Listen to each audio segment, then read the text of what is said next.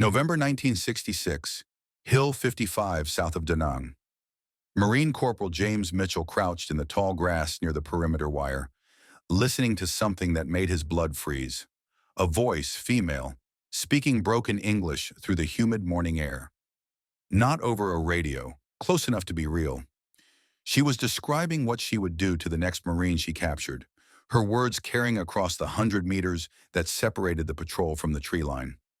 Mitchell gripped his M14 tighter, scanning the elephant grass for movement. The other Marines in his squad had stopped breathing. They had heard the stories about her, the one they called Apache. 2 days earlier, another patrol had found Private Johnson near the same wire. He had walked out of the jungle alive, but what she had done to him before releasing him made death look merciful. The voice stopped. Silence returned to the jungle, heavy and suffocating. Mitchell knew what command would say when he radioed this in. Do not pursue, do not engage unless fired upon. Let her leave. Because hunting Apache was not a mission. It was suicide. What the Marines at Hill 55 were experiencing was not conventional warfare, but psychological terrorism refined to its most personal and terrifying form. A campaign of fear conducted by a Viet Cong sniper, whose greatest weapon was not her rifle, but the dread her presence created in the minds of young Americans thousands of miles from home. It would take another Marine sniper, one already legendary for missions that defied belief, to finally accept the hunt that everyone else refused. Carlos Hathcock was about to face the most personal kill of his career. The pattern had started in September 1966, 3 weeks before Mitchell heard that voice in the dark. Lance Corporal David Williams had been on a routine patrol 2 kilometers south of Hill 55 when his squad triggered a wire. The explosion wounded 3 men, killing one instantly. Williams took shrapnel in his leg but remained conscious as the rest of his squad pulled back under fire. They returned with reinforcements 40 minutes later. Williams was still alive, sitting propped against a tree. He had been skinned from the collarbone to the navel. She had left him there to be found, to send a message. He died before the medevac helicopter arrived. 2 weeks later, Sergeant Michael Torres disappeared during a night ambush patrol. His body was discovered the next morning near a creek bed. The torture had taken hours. She had used a knife with surgical precision, keeping him alive through techniques that suggested training or experience. Torres had been gagged so his screams would not alert nearby positions. The Viet Cong left his dog tags arranged on his chest in a perfect cross. Intelligence officers photographed everything, cataloged the wounds, began compiling a file. The methods were consistent, professional, deliberate. This was not random violence but calculated psychological warfare designed to spread maximum terror with minimum resources. By October, the name Apache had circulated through every Marine unit operating in the Da Nang tactical area of responsibility. Marines on listing posts reported hearing her voice on moonless nights, speaking English with a heavy accent, describing what she would do to captured Americans in graphic detail. Some reports claim she taunted specific Marines by name, suggesting access to captured documents or radio intercepts. Whether these accounts were accurate or embellished by exhausted men hearing shadows in the jungle, the effect was identical. Fear became as real as the mortar rounds that fell on Hill 55 every third night. The intelligence picture confirmed something unprecedented. Radio intercepts suggested she led a platoon of 5 to 7 Viet Cong fighters operating in the hill country southwest of Da Nang. Unlike most VC units that engaged and withdrew, her team hunted specific targets, set elaborate ambushes, and used torture as a force multiplier. She was both sniper and interrogator, tactician and terrorist. Marines began refusing to volunteer for patrols in her sector. Morale degraded to the point that Captain Edward Land, commander of the Marine Sniper Platoon at Hill 55, received authorization to organize a counter-sniper operation. The mission briefing was simple: find Apache, kill Apache. But every Marine who heard those orders understood the subtext. She wanted to be hunted. She had left enough bodies and enough survivors to build a legend, to draw Marines into the hill country where her team could control the engagement. Hunting her was not a tactical operation but a psychological trap. The fear she generated was not a side effect of her violence, but its primary purpose. In a war where the enemy already held every geographical advantage, Apache had weaponized something more powerful than terrain. She had weaponized dread. But there was one Marine at Hill 55 who did not refuse the mission, who did not calculate the odds or debate the wisdom of accepting the bait. Gunnery Sergeant Carlos Hathcock had already earned a reputation as the most dangerous sniper in the I Corps, and he had learned long ago that some hunts were personal. Carlos Norman Hathcock II was born in Little Rock, Arkansas, on May 20th, 1942, and enlisted in the Marine Corps on his 17th birthday in 1959. By the time he arrived at Hill 55 in 1966, he had already won the Wimbledon Cup at Camp Perry, the most prestigious long-range shooting competition in the United States, firing a perfect score at 1,000 yards. He wore a white feather tucked into the band of his bush hat, a deliberate provocation in a war where snipers typically sought invisibility. The North Vietnamese Army called him Du Kích Long Trang, the white feather sniper, and placed a bounty of $30,000 on his head, 3 times the standard reward for killing an American officer. Other Marines began wearing white feathers to confuse enemy hunters, but Hathcock refused to remove his. He wanted them to know who he was. His methods contradicted conventional sniper doctrine. While other snipers prioritized concealment and waited for targets to present themselves, Hathcock hunted. He once spent 3 days crawling 1,500 yards across an open field to reach firing position on a North Vietnamese general, moving inches at a time, urinating where he lay, allowing ants and insects to crawl across his face without reacting. When he finally took the shot at 700 yards, he crawled back the same way, another 3 days of controlled movement that defied human endurance. In another engagement, he spotted sunlight glinting off an enemy sniper's scope and fired through the lens, sending the round directly into the shooter's eye, killing him instantly. The shot required hitting a target less than 2 inches in diameter at unknown range while under threat, the kind of precision that existed more in legend than battlefield reality until Hathcock made it real. But Hathcock did not measure success in confirmed kills, though he had 93 by official count and estimated his actual total exceeded 300. He measured it in Marines who came home alive because he had eliminated the snipers stalking their position or the machine gun crew pinning down their advance. "I like shooting, and I love hunting," he once told Captain Edward James Land, his commanding officer and spotter. "But I never did enjoy killing anybody. It's my job. If I don't get those bastards, then they're going to kill a lot of these kids dressed up like Marines." That philosophy made him willing to accept missions other snipers refused. Operations where the tactical value was measured not in enemy casualties, but in psychological effect. When Land briefed him on Apache, Hathcock listened without interruption, studying the photographs of mutilated Marines, reading the intelligence summaries that documented her pattern of operations. He understood immediately why the mission had been declined by others. Apache was not a target, but a trap, bait designed to lure American snipers into her operational area, where her team held every advantage. Land expected Hathcock to refuse. Instead, Hathcock asked 3 questions. How many Marines had she killed? How many had she tortured? Where was she last seen? Land answered all 3. Hathcock nodded once and said he would leave at dawn. This hunt was different from the general he had stalked or the machine gun nests he had eliminated. Those were tactical problems solved through patience and precision. Apache was personal. She had turned the act of killing into theater, using American bodies as props in a performance designed to break Marine morale. Hathcock had spent 2 years in Vietnam killing efficiently and without emotion, but efficiency would not be enough here. Apache needed to be erased completely. Her legend ended in a way that left no room for myth or exaggeration. He and Land spent the morning evening preparing equipment for a multi-day operation in the hill country southwest of Hill 55, territory that belonged to the Viet Cong. They would carry no radio, no resupply, no extraction plan. If they encountered Apache's team in close quarters, they would be outnumbered and outgunned. The mission parameters were simple: find her, kill her, return. Land asked if Hathcock was certain.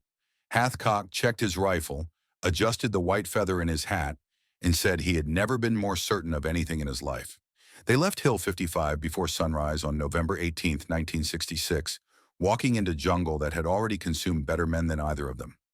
The first 2 days yielded nothing but heat, insects, and the constant awareness that they were being watched. Hathcock and Land moved through the hill country southwest of Hill 55 using techniques that defied normal infantry tactics. They covered less than 500 meters per day, pausing for hours at natural observation points, scanning terrain with binoculars, and spotting scope before committing to movement. At night, they did not sleep simultaneously. One watched while the other rested, rotating every 2 hours, neither ever fully unconscious. They ate cold sea rations, never lit fires, never spoke above a whisper. The jungle belonged to the Viet Cong, and survival required accepting that they were prey as much as predators. Hathcock understood Apache's advantage. She knew this terrain intimately, had established hides and escape routes, operated with a team that could provide early warning and covering fire. Most importantly, she knew Marines were hunting her.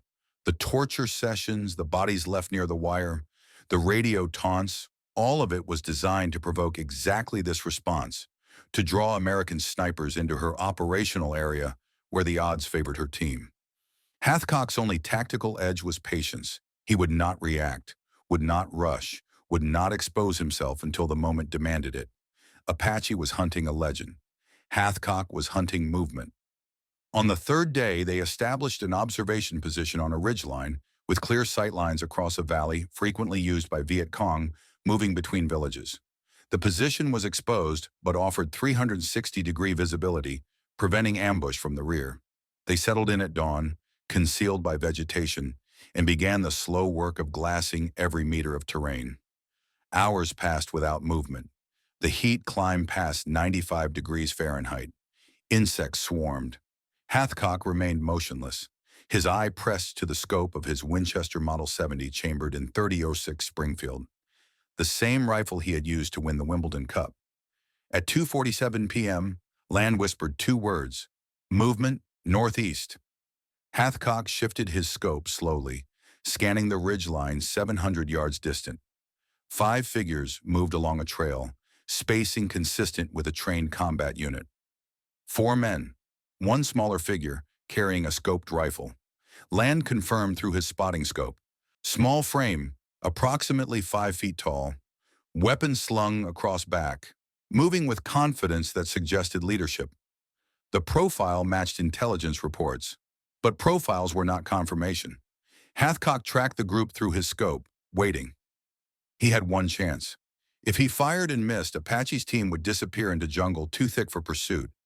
If he fired and hit the wrong target, he would have killed a civilian or a low-level Viet Cong fighter while allowing Apache to escape.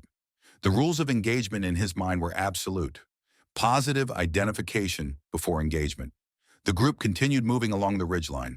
Hathcock's finger rested outside the trigger guard, breath controlled, heart rate steady despite the adrenaline flooding his system. Then the small figure stopped, stepped off the trail, and squatted. The rest of the group continued walking. Hathcock understood immediately. Female soldiers could not urinate standing. It was the confirmation he needed. He whispered to Land, "That's her." Land confirmed range, 700 yards. Wind, 3 miles per hour from the southwest. Hathcock adjusted his scope, centering the crosshairs on Apache's torso. She remained in a squat, vulnerable, unaware that the white feather was already calculating her death. Hathcock's finger moved to the trigger. The hunt that had consumed 3 days, that had cost Marines their sanity and their lives, that had turned a sector of jungle into a psychological battlefield, was about to end in the space of a heartbeat. But Apache's team was still moving, still within potential covering positions. If the first shot did not kill instantly, they would return fire. Land whispered the final confirmation, "Send it." Hathcock exhaled half a breath and began applying pressure to the trigger, knowing that in 2 seconds Apache would either be dead or aware that the white feather had found her. Before Hathcock could fire, Land made a decision that changed the tactical picture completely. He whispered into the radio handset, calling in artillery coordinates on the ridgeline where Apache's team moved. The fire mission was danger close, within 600 meters of their own position, but it would force Apache's group into a single direction, downhill toward Hathcock and Land.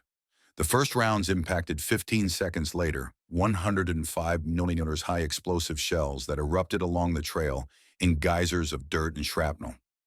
Apache's team broke from the ridgeline, running downhill through the elephant grass, closing the range. Hathcock tracked them through his scope as they descended. 600 yards, 500 yards. The artillery continued falling behind them, herding them forward like prey driven toward waiting guns. 400 yards. Apache ran in the lead, her rifle clutched in both hands, moving with the athletic grace of someone who had spent years navigating this terrain. Land confirmed identification through his spotting scope. Small frame, female, carrying a scoped rifle. Hathcock centered his crosshairs on her torso and waited for the range to stabilize. 350 yards. The group slowed, seeking cover in a depression. Apache stopped, breathing hard, scanning the terrain ahead. She had no idea the white feather was watching her die.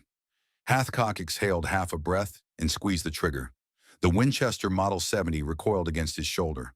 The 150-grain 30-06 round traveled 350 yards in less than half a second, striking Apache's center mass just below the sternum.